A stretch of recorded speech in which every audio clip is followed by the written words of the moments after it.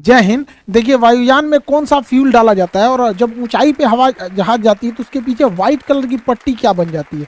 तो देखिए, हवाई जहाज में जितना भी फ्यूल भरा जाता है वो इसके विंग्स में रखा जाता है, क्योंकि इसका विंग्स खोखला होता है और वो उसके लिए फ्यूल टैंक का काम करता है। छोटे एयरपोर्ट पर हवाई जहाज में फ्यूल भरने के लिए इस तरह से एविएशन फ्यूल के टैंकर घूमते हैं। लेकिन बड़ा एयरपोर्ट होता है, जैसे दिल्ली हो गया, मुंबई हो गया, ऐसे बड़े एयरपोर्ट पर जो जहाँ जहाज़ें खड़ी रहती है, रनवे के बाद जहाँ एप्रॉन में जहाज़ें या रैंप के बाद खड़ी रहती हैं, तो जहाज की जमीन के नीचे से ही टैंक की सप्लाई रहती है। यहाँ से पाइप जोड़ दिया जाता है। ये बस जो है, इसके अंदर कोई भी फ्यूल नहीं है। बस क्या करता है, इसे पाइप से जोड़ के इससे प्रेशर जनरेट करता है। ये प्रेशर के थ्रू इसमें जहाज में ये भर दिया जाता है। तो ये प्रेशर सिस्टम वाला होता है ना, ये बड़े एयरपोर्ट पे ही मिलेगा। रेड कलर की ऐसे पट्टी रहेगी, यहाँ से पाइप को जोड़ दिया जाएगा और इस पाइप को जब इसमें से जोड़ दिया जाएगा तो इस ट्रक के अंदर केवल प्रेशर जनरेट करता है, जो कि इसके अंदर से फ्यूल को खींच के और इसमें विंग्स में इसके डाल सके। तो ये व्यवस्था केवल बड़े एयरपोर्ट पर होती है।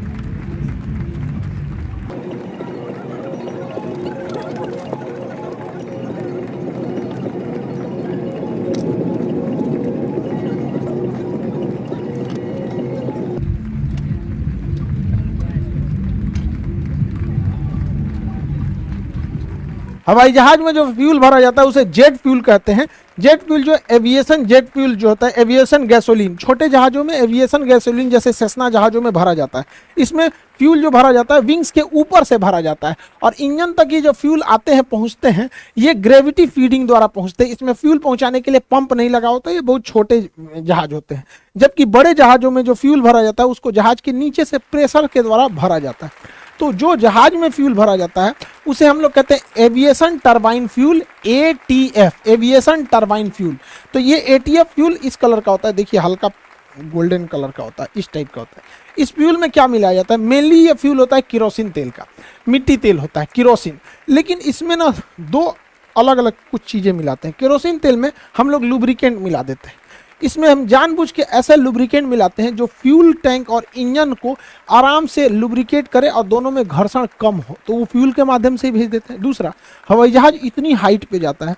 दूसरा, अलग अलग शहरों से होकर जाता है। दिल्ली से कश्मीर, साइबेरिया जैसा ठंडा, थार मरुस्थल जैसा गर्मी देखता है, मेघालय जैसा बरसात देखता है। तो उसमें बड़ा दिक्कत होता है, कहीं फ्यूल जम मत जाए। द्वितीय विश्व युद्ध में हिटलर की सेना का पूरा फ्यूल जम गया था, हवाई जहाज नीचे गिरने लगे थे।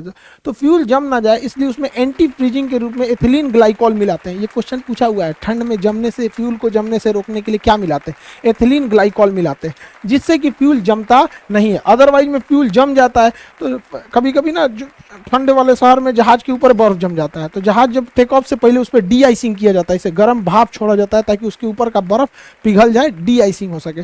तो इसे अभी के समय में जितने फ्यूल हो रहे हैं वो एटीएफ फ्यूल हो रहे हैं, jet air aviation turbine fuel होते हैं। इसमें ये सारी चीज़ों को मिलाया जाता है। एविएशन इंडस्ट्री में सबसे ज़्यादा लागत जो आ जाती है वो इसी फ्यूल कंजम्पशन पे होती है। ये 90 से 100 रुपये लीटर के प्राइस पड़ता है। किसी भी फ्यूल का रेट फिक्स नहीं होता। आप ही नहीं कह सकते पेट्रोलियम का क्या रेट रहेगा। पेट्रोल कभी 90 था, 95, अभी 100 क्रॉस हो गया, कल क्या रहेगा किसी को नहीं पता। ये भी 90 से 100 के बीच में आता है। एयरलाइंस कंपनी को सबसे ज़्यादा दिक्कत इसी फ्यूल के ऊपर होता है यहाँ पर। तो आप फ्यूलिंग का सिस्टम आप समझ गए। हवाई जहाज की कई सीरीज बना दी है, इसको खत्म ही कर देते हैं। जैसे उधर वाला ट्रेन वाला खत्म कर दिया, हवाई जहाज भी खत्म कर देते हैं। तो आई होप आप इसे समझे होंगे।